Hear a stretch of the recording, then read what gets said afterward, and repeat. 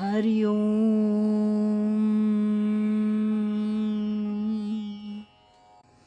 सार्थक वाटे झालिया वेचाचे, जीवनगाथा एका तपस्विनीची या शीर्षकांतर्गत पूजनीय स्वामीभक्त डॉक्टर सुषमाताई वाटवे यांच्या संकलित आत्मवृत्ताचं वाचन आपण ऐकत आहोत. आज ऐकूया यातील प्रकरण 6, प्रसंग कार्य प्रश्नोत्तरे, याचा भाग 16. कार्य. 1973 ते 2002 या 30 वर्षात पारमार्थिक क्षेत्रात सुषमाताईंकडून जे कार्य परमेश्वरानं सद्गुरूंनी करून घेतलं त्याचा संक्षिप्त परिचय. 1. स्वामी माधवनाथांच्या सत्संग प्रवचनांच्या शेकडो ऑडिओ कॅसेट्स स्वखर्चानं घेतल्या गेल्या. 2.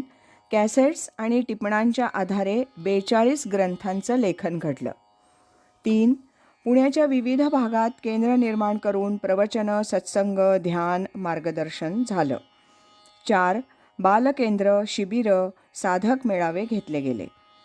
5. 1992 स्वामीजींकडून पारमार्थिक मार्गदर्शनाची आज्ञा झाल्यानंतर प्रचार, प्रसार, वैयक्तिक मार्गदर्शन 1999 अनुग्रह सुरू झाले.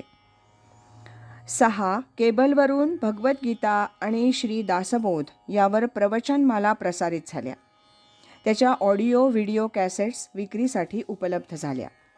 7.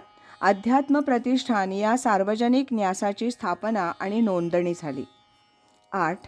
स्वामी माधवनाथ साहित्य प्रकाशनद्वारा ग्रंथ प्रकाशनं. 9. श्री गुरुकृपा साधना केंद्रद्वारा विविध केंद्रातून कार्यक्रम, अभ्यासवर्ग. आणि 10.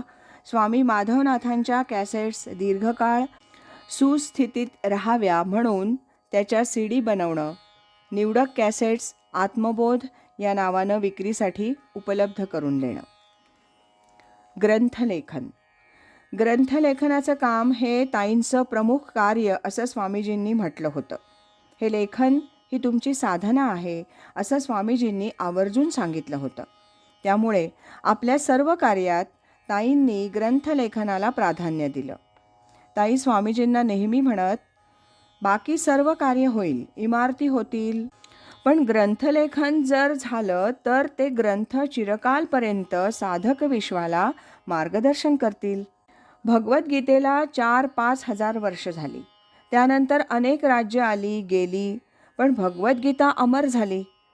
ज्ञानेश्वर महाराजांनंतर भारतात अनेक परकीय सत्ता आल्या गेल्या, पण 700 वर्ष झाली तरी ज्ञानेश्वरी अमर होऊन राहिली आणि अनेकांना अमरत्व प्राप्त करून देण्याचं सामर्थ्य त्या ग्रंथात आजही आहे. तेव्हा आपण ग्रंथांकडे जास्त लक्ष द्यावं असं मला वाटतं. स्वामीजींचेही हेच विचार होते. पण स्वामीजींच्या समोर इतरही अनुषंगिक कार्य होती, त्याकडे लक्ष पुरवणं त्यांना आवश्यक होतं. म्हणून ते ताईंना म्हणत, तुमच्याजवळ माझ्या प्रवचन सत्संगांच्या शेकडो कॅसेट्स उपलब्ध आहेत. त्याच्या आधारानं तुम्हाला होईल तेवढं ग्रंथलेखनाचं काम तुम्ही करत राहा. जे लेखन झालेलं आहे ते आणि कॅसेट्स सांभाळून ठेवलं जाईल अशी व्यवस्था करा. पुढे कोणीतरी योग्य व्यक्ती मिळेल आणि ती हे कार्य करीत राहील. त्याप्रमाणे ताईंनी अगदी जीवाच्या करारानं हे ग्रंथलेखन प्रकाशनाचं काम गेली 6 वर्ष केलं. अजूनही त्या प्रयत्नशील आहेत. तथापि यापुढे ते काम किती होईल सांगता येत नाही. पण जे झालंय ते हेही नसे थोडके, त्याचं समाधान ताईंना अवश्य आहे. 1997 एकापाठोपाठ एक ग्रंथ प्रकाशित होऊ लागले. अर्थात सर्व प्रती काही एकदम संपत नाहीत. काही प्रती ताबडतोब संपतात, काही हळूहळू संपतात.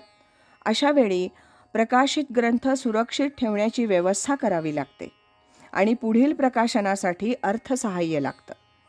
सर्व दूर वाचकांपर्यंत ग्रंथ पोहोचवण्यासाठी विविध माध्यमं शोधावी लागतात. त्यासाठी अनेकांचं निष्काम सहकार्य आवश्यक असतं.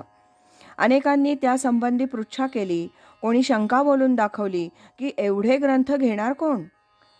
प्रथम आम्हालाही असंच वाटलं, परंतु लगेच लक्षात आलं की हे सर्व लेखन प्रकाशन सद्गुरू जर करून घेत आहेत, त्यांचीच जर ती इच्छा असेल, तर आपण त्याबद्दल चिंता कशाला करावी? तेच सर्व व्यवस्था करतील, आपण प्रयत्नशील राहावं. एकदम चिंतेची अभ्र दूर पळाली. मन निशंक झालं आणि खरोखरीच त्याची प्रचिती येऊ लागली. अनेक ठिकाणहून मंडळी येत आहेत, ग्रंथ घेऊन जात आहेत. ते वाचून समाधान आनंद व्यक्त करणारे फोन पत्र येत आहेत. एकमेकांना भेटीदाखल देण्यासाठी ग्रंथ कॅसेटचा उपयोग करीत आहेत. सर्व भार तो वाहतो आहे, आपल्याला चिंता कसली? विविध भागात केंद्र. 1994-95 पासून सुषमाताईंनी स्वामीजींच्या मार्गदर्शनानुसार महिन्यातून एखाद दुसरं केंद्र घेण्यास सुरुवात केली. स्वामीजींच्या निर्णयापूर्वी महिनाभर आधी स्वामीजी ताईंना म्हणाले, आठवड्यातून 1-2 सत्संग घेण्यास हरकत नाही. आपल्याला खूप श्रोते नकोत, थोडेच, पण साधक श्रोते हवेत. थोडं ध्यान, नाम, प्रवचन किंवा सत्संग असा कार्यक्रम असावा. त्याप्रमाणे 1996 पासून पुण्यामध्ये निरनिराळ्या भागात ध्यान, प्रवचन, सत्संगांची केंद्र घेतली गेली. ती याप्रमाणे: Dahanukar colony, Patrakarnagar, Gokhalenagar, Shivajinagar, model colony, Jedhenagar, Bibwewadi, Aniket society, Navsahyadri, 1020 Sadashiv Peth.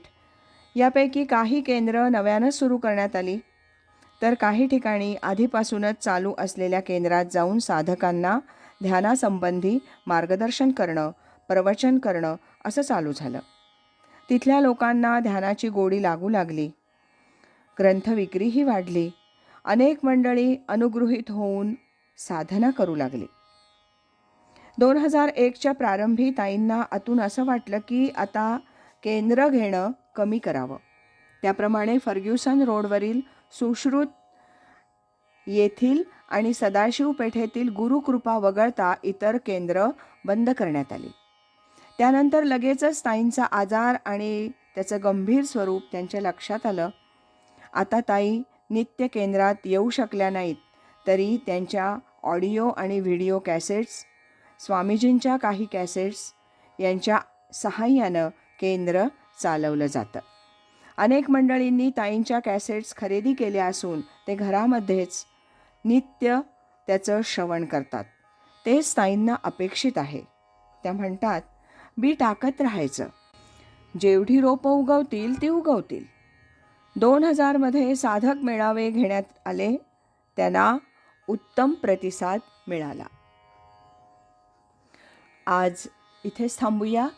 यानंतरचा 17वा भाग आपण उद्या ऐकूया. अखंड करी सोहम ध्यान, कृतार्थ जीवन होय त्याचे. हरिओम तत्सत.